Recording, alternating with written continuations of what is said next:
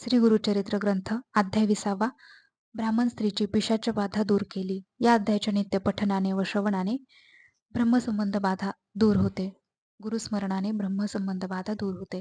ओम श्री गणेशाय नमः, श्री सरस्वत्ये नमः, श्री गुरुभ्यो नमः, श्री कुलदैवताय नमः. नामधारकाने सिद्धमुनींना विचारले, महाराज, श्री गुरु श्री नृसिंह सरस्वती योगिनींना आशीर्वाद देऊन गाणगापुरास गेले, तरी ते गुप्त रूपाने औदुंबर क्षेत्री राहिले असे तुम्ही सांगितले. त्याचा प्रत्यक्ष अनुभव कधी कोणाला आला का? श्री गुरु गाणगापुरास गेल्यानंतर पुढे काय झाले ते सविस्तर सांगा. मला ते ऐकण्याची फार इच्छा आहे. नामधारकाने असे विचारले असता सिद्ध मुनींना फार आनंद झाला. ते म्हणाले, नामधारका, औदुंबराचे महात्म्य किती सांगावे? आजपर्यंत अनेक चमत्कार झाले आहेत. ते सगळे सांगणे शक्य नाही, पण त्यातील एक मोठा अद्भुत चमत्कार सांगतो. तू लक्षपूर्वक ऐक. शिरोळ नावाच्या गावात गंगाधर नावाचा एक ब्राह्मण होता. त्याची पत्नी शांत, सरळ स्वभावाची होती. कशास काही त्यांना कमी नव्हते. परंतु त्यांना एक मोठे दुःख होते. त्यांना झालेला मुलगा जगत नसे. एक पिशाच त्यांना झालेल्या मुलाला मारून टाकत असे. त्यांना 5 पुत्र झाले, पण त्यातील कोणीही जगला नाही. त्यामुळे ती ब्राह्मण स्त्री अतिशय दुःखी होती. मुले जगावीत म्हणून त्या दोघांनी अनेक नवसायास, व्रते, उपवास केले. अनेक देवदेवतांची आराधना, उपासना केली. पण कशाचा काही म्हणून उपयोग झाला नाही. त्यामुळे ती पती-पत्नी अतिशय निराश, उदास, दुःखी असत. आता यावर काय उपाय करावा? प्रत्येक वेळी मुलगा जन्मास आला असता मरतो, याचे कारण काय? आणि यावर उपाय काय? असे गंगाधराच्या पत्नीने त्याच गावातील एका ब्राह्मणाला विचारले असता त्या ब्राह्मणाने त्यावर बराच विचार केला. त्याने ज्योतिषाभ्यासाने सर्व काही ओळखले. मग तो तिला म्हणाला, तुझे पूर्वजन्मातील कर्मच या दुर्भाग्याला कारणीभूत आहेत. पूर्वजन्मी तू शौनक गोत्रातील एका ब्राह्मणाकडून ऋण घेतले होतेस. त्याचे कर्ज तू फेडले नाहीस. त्याने तुझ्याकडे अनेक वेळा मागणी केली, पण तू त्याच्या धनाचा अपहार केलास. त्याला फसविलेस. तो द्रव्यलोभी होता. शेवटी त्याने पैशासाठी प्राण सोडले. त्याच्या मृत्यूला तूच कारणीभूत झालीस. त्यामुळे तुला दुहेरी पातक लागले.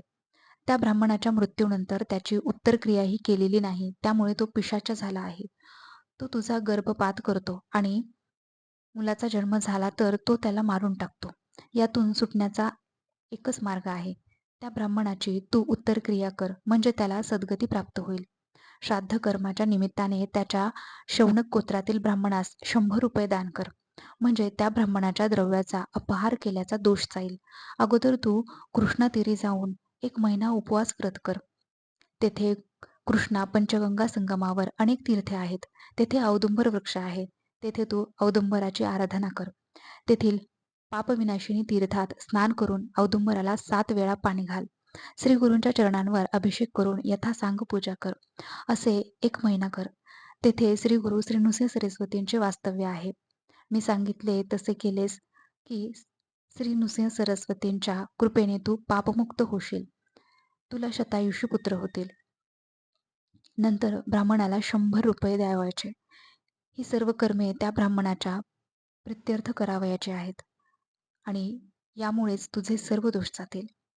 तुझ्याजवळ धन नसेल तर तू चिंता करू नकोस. तू मनोभावे श्री गुरूंची सेवा कर. ते कनवाळू आहेत. ते तुला पापमुक्त करतील. हे ऐकून त्या ब्राह्मण स्त्रीचे समाधान झाले. मग ती औदुंबर क्षेत्री आली. तेथे तिने संगमात स्नान करून श्री गुरुचरणांची पूजा केली. औदुंबर वृक्षाला प्रदक्षिणा घातल्या. याप्रमाणे ती 3 दिवस सर्व काही यथासांग केले. तिसऱ्या दिवशी ती झोपेत असताना तो आत्महत्या केलेला ब्राह्मण आला व तिला दरडावून म्हणाला, तू माझे 100 रुपये दे, नाहीतर तुला ठार मारेन. इतकेच काय, मी तुमचा वंश वाढू देणार नाही. तुझे सगळे प्रयत्न व्यर्थ आहेत. तुला पुत्र होणार नाही.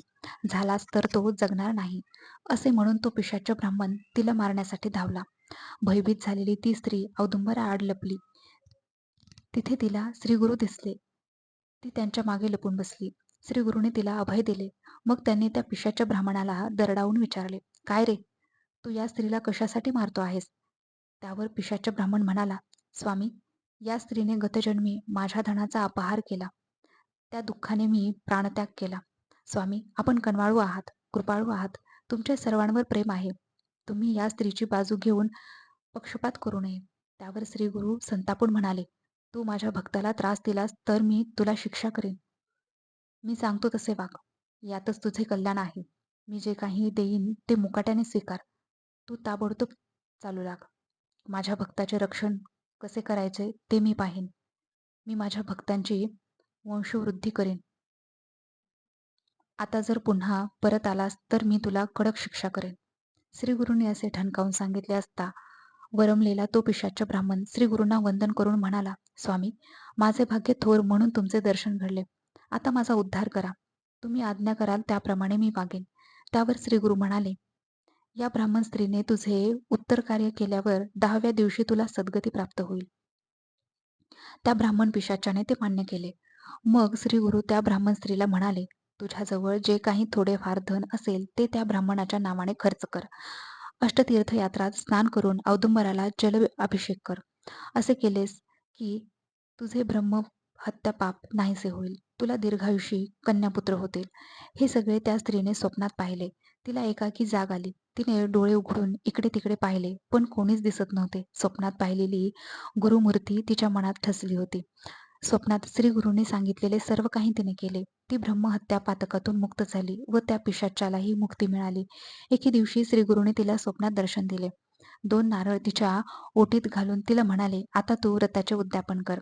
तुला शतायुषी आणि ज्ञानीपुत्र होतील. तुमची वंशवृद्धी होईल. आता कसलीही चिंता करू नको. श्रीगुरूंनी असे सांगितले असता त्या ब्राह्मण दाम्पत्याला अतिशय आनंद झाला. त्यांनी श्रीगुरूंच्या आज्ञेनुसार व्रताचे उद्यापन केले. ती ब्राह्मण स्त्री शापमुक्त झाली. काही दिवसांनी त्या स्त्रीला श्रीगुरूंच्या आशीर्वादाने 2 पुत्र झाले. मोठ्या पुत्राचे मौजीबंधन केले व धाकट्या पुत्राचे 3ऱ्या वर्षी चूडाकर्म विधी करण्याचे निश्चित केले. परंतु चूडाकर्म विधीच्या आदल्या दिवशी मध्यरात्री तो मुलगा अचानक आजारी पडला आणि मरण पावला. आई वडिलांना अतिशय दुःख झाले. मुलाचे प्रेत मांडीवर घेऊन ब्राह्मण स्त्री मोठमोठ्यांदा रडू लागली. नात्यागोत्यातील लोक जमले. सर्वांनी परोपरीने समजूत घालण्याचा प्रयत्न केला, पण त्याचा काहीही उपयोग झाला नाही. लोक म्हणाले, जे विधी लिखित असते ते टळत नाही. देवांनाही मरण टळत नाही.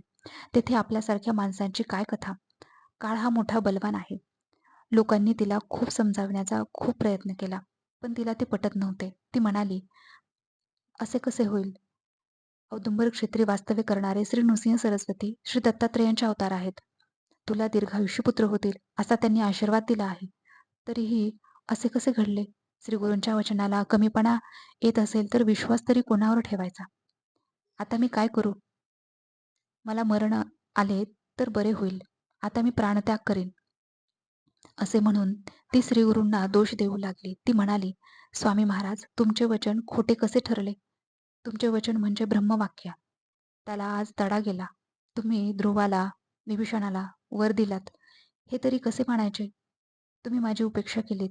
वाघाला घाबरलेली गाय एखाद्याच्या आश्रयाला जावी आणि घात करावा, तसेच हे घडले आहे. रंजले गांजलेले अनेक मोठ्या आशेने औदुंबर क्षेत्री येतात, तुमची सेवा करतात. आता त्यांनी विश्वास कसा ठेवायचा? आता तुमची उपासना कोण आणि कशासाठी करेल?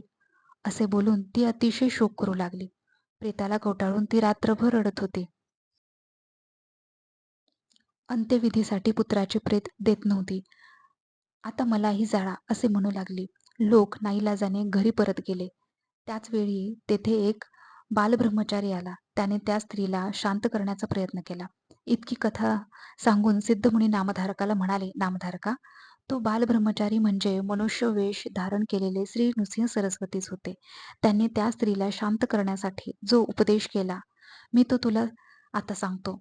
ग्रंथकार सरस्वती गंगाधर सांगतात, हे श्री गुरुचरित्र भक्तिभावाने श्रवण पठन करणारा मनुष्य शतायुषी होईल. या ग्रंथाचे परमश्रद्धेने श्रवण करणाऱ्याला कोणतीही शारीरिक व्याधी होणार नाही. झाली असल्यास ती तात्काळ नाहीशी होईल. हे माझे शब्द माना. अशा रीतीने श्री गुरुचरित्रामृतातील ब्राह्मण स्त्रीची पिशाच बाधा दूर केली नावाचा अध्याय 20वा समाप्त. श्री गुरुदेव दत्तात्रय अर्पणमस्तु. अवधूत चिंतन. श्री गुरुदेव दत्त.